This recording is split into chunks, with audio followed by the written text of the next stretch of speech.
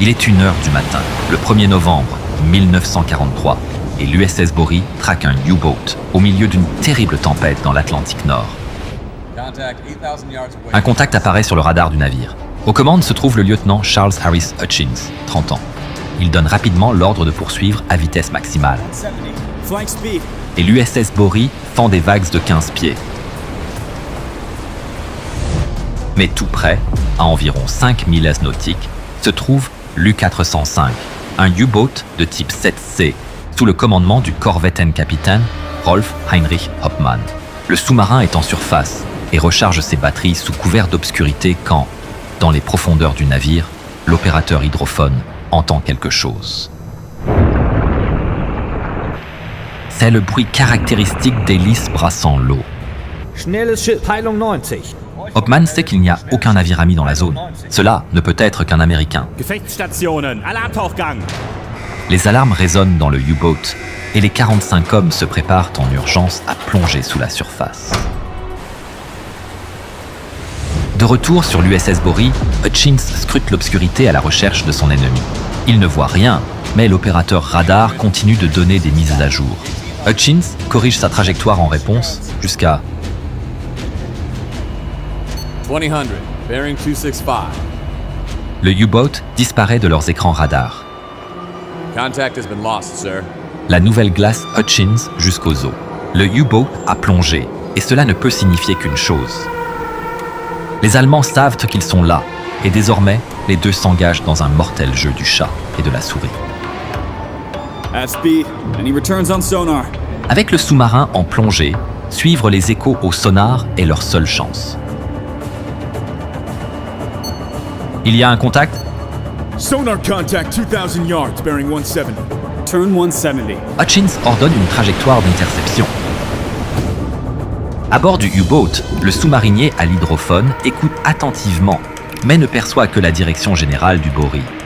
Les données ne sont pas assez précises pour une contre-attaque. Ce qu'il entend, ce sont des hélices de plus en plus fortes et les impulsions régulières du sonar du Bory. Sie sind sehr nah, Herr Kommandant. Hard backboard. Pendant ce temps, à bord de l'USS Bory, les opérateurs sonar suivent le U-boat qui dérive dans leur portée.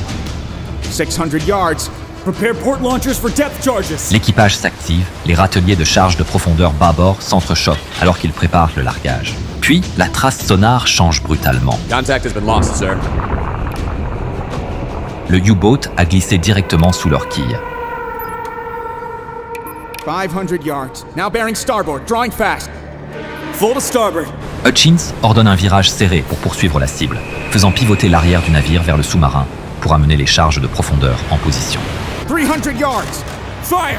Les charges sont lancées avec de forts claquements, s'envolant dans les airs et éclaboussant la mer juste devant l'étrave de l'U-405. Le U-boat est secoué par les explosions. L'onde de choc frappe la proue du sous-marin. Wasser im Hochebug, Herr Kommandant. Les voies d'eau sont impossibles à colmater lorsqu'un sous-marin est en plongée totale, la pression étant trop forte. Hoppmann n'a donc pas d'autre choix. Auftauchen. Geschütze bemannt. L'USS Bory passe au large et ses marins se retournent vers le lieu de l'explosion. L'eau se calme à peine quand ils voient le puissant U-boat surgir de la mer. It's surfaced on our stern. Turn on the searchlight. Inform lights where to point. Les lumières s'allument et l'U-405 apparaît immédiatement dans le faisceau. Des dizaines d'Allemands surgissent des écoutilles et se précipitent pour armer leurs canons de 20 mm et ouvrir le feu. Les armes crépitent avec fracas, envoyant des obus tracés au-dessus des vagues. Les obus frappent la coque de l'USS Bory et criblent sa superstructure, forçant les marins américains à se jeter à couvert. À bord de l'U-405, les marins allemands affrontent le vent violent et les vagues. Le projecteur du Bory éclaire directement leur visage, tandis qu'ils tirent avec leurs canons de 20 mm. Mais ils savent que cela ne suffira pas. Les marins allemands s'empressent de préparer leurs canons de pompe de 88 mm, bien plus puissants. Hutchins connaît le danger et agit rapidement. All guns. Local control. Pointer fire. Les canons ouvrent le feu. Les premières salves passent au-dessus des têtes des Allemands et éclaboussent l'eau derrière eux. Mais il ne faut pas longtemps pour que les canons de 20 mm du Bory trouvent leur cible. Les obus fracassent le Gaillard avant de l'U-405, anéantissant les artilleurs allemands, y compris ceux servant le précieux 88 mm. Schwere Verluste gemeldet. Deckgeschütze verstärken! Feuer halten! Un flot d'hommes déterminés afflue, mais ils ne tiennent pas. Ils tombent par dizaines, glissant dans les profondeurs au milieu du chaos. Des hommes courageux atteignent le 88 mm et tentent de viser. Mais lorsqu'ils regardent dans les viseurs, ils se retrouvent face à un mur de canons principaux de 4 pouces pointés sur eux. Il est trop tard. Les obus s'écrasent directement sur le Gaillard, avant dans un coup brutal.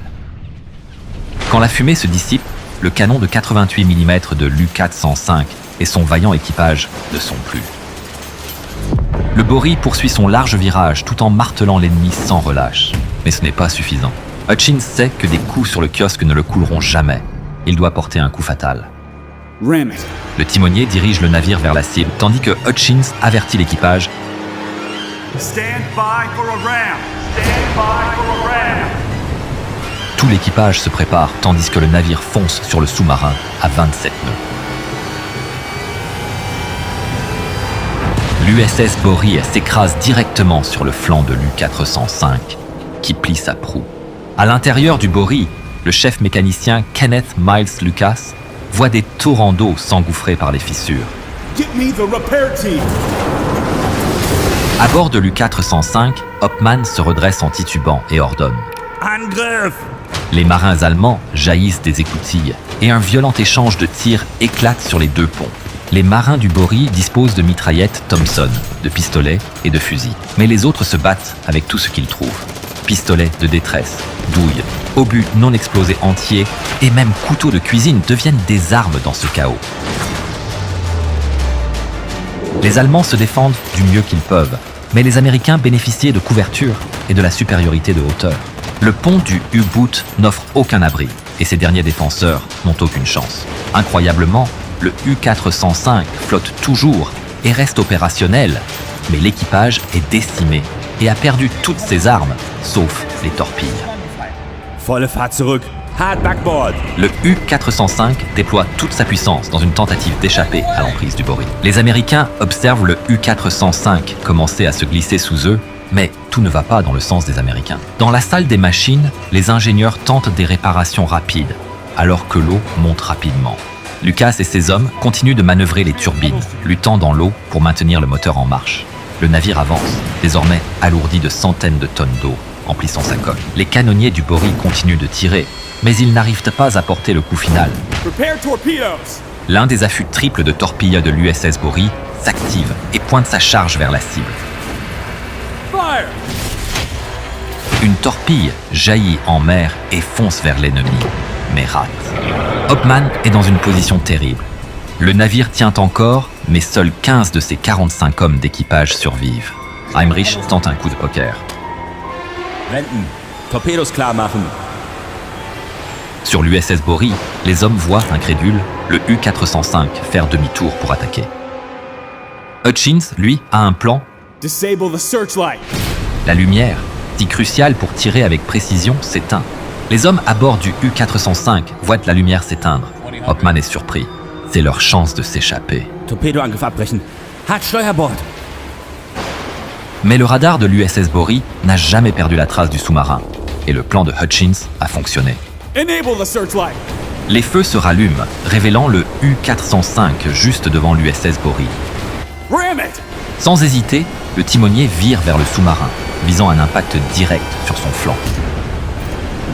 Hopman le voit venir et ordonne des manœuvres d'évasion. Le U-405 vire habilement pour passer discrètement sur tribord du Bory, mais Hutchins ne le laissera pas filer si facilement. Hard to starboard. Tout le navire tremble en forçant la manœuvre, la poupe balayant vers l'ennemi et amenant les grenades sous-marines à portée. Fire depth charges. Les conteneurs s'éjectent des supports et éclaboussent parfaitement autour du navire ennemi. Les explosions font chavirer le U-405, dont la coque est désormais brisée irrémédiablement. Un silence règne sur l'eau jusqu'à ce que les Allemands tirent des fusées éclairantes depuis leur U-boot en perdition. C'est un signal de reddition. Quelques instants plus tard, 15 survivants et leur capitaine sortent et montent sur des radeaux de sauvetage. L'USS Bory s'avance vers les hommes en détresse, voyant ce qu'il peut faire pour les aider dans les vagues déchaînées. Mais un veilleur crie pour signaler une fusée au loin, suivie peu après d'une torpille entrante. Il suppose que c'est un autre sous-marin allemand. Hutchins ordonne immédiatement de présenter la poupe du Bory face à la torpille entrante pour offrir un profil réduit. Mais cela envoie aussi le Bory droit sur les radeaux allemands.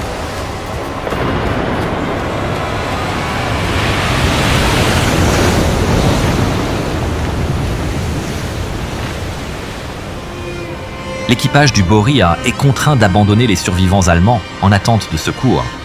Secours qui ne viendra jamais, et les hommes du U-405 furent tous perdus dans l'Atlantique. L'USS Bory remporte l'affrontement, mais reste mortellement atteint. L'inondation ne peut être stoppée. Lucas et ses hommes continuent de faire tourner les moteurs, même lorsqu'ils doivent plonger pour atteindre les vannes. Finalement, ils évacuent par l'écoutille du toit. L'équipage abandonne le navire.